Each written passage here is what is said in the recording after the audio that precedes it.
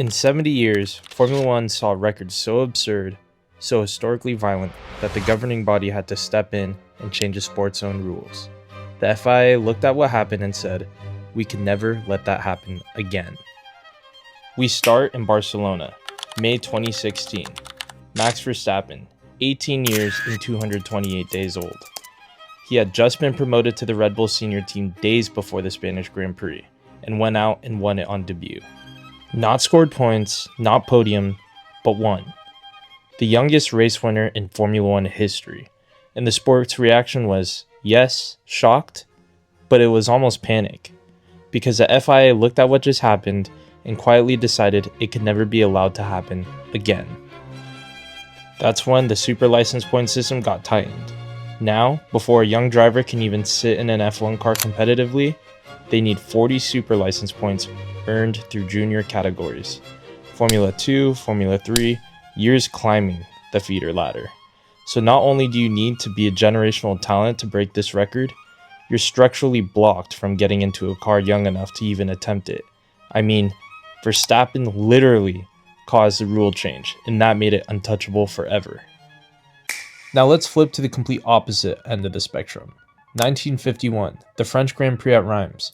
Luigi Fagioli wins at 53 years and 22 days old, a number that sounds more like a retirement package than a race result. And look, F1 in 1951 was a completely different world. It had a smaller competition pool, and drivers regularly raced into their 40s without anyone batting an eye. Today, F1 drivers are elite athletes, training specifically to handle G-forces, monitoring nutrition to the gram, and some still find themselves being pushed out of the sport by their mid-30s. A 53-year-old winning a modern Grand Prix is essentially a science fiction, unless the rookie Fernando Alonso has anything to say about it. The man is 43, still on the grid, and still hauling an Aston Martin into positions it has no business being in, and showing zero interest in the concept of retirement. Could he go another decade? Almost certainly not, but it's Fernando Alonso, and you could never fully rule him out. Either way, Fagioli's record isn't going anywhere. Some records break because someone is exceptional. This one exists because the universe briefly stopped making sense.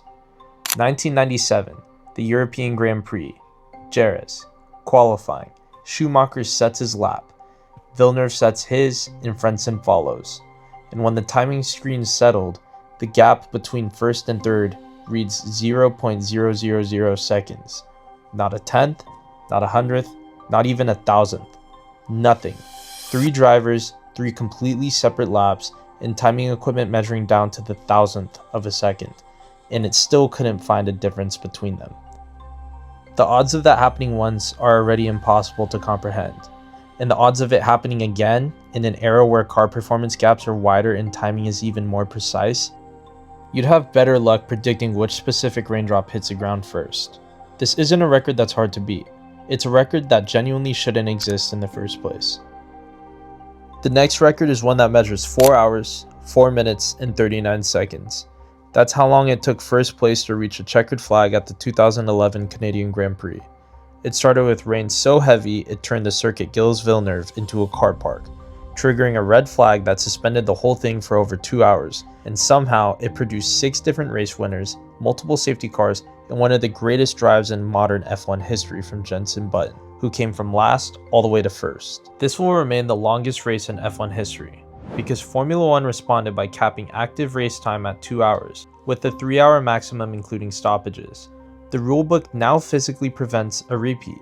The 2011 Canadian Grand Prix didn't just set a record, it wrote the regulation that locks it away permanently. The next Grand Prix in Montreal can throw whatever it wants at the field, but the clock will run out long before the race reaches 4 hours.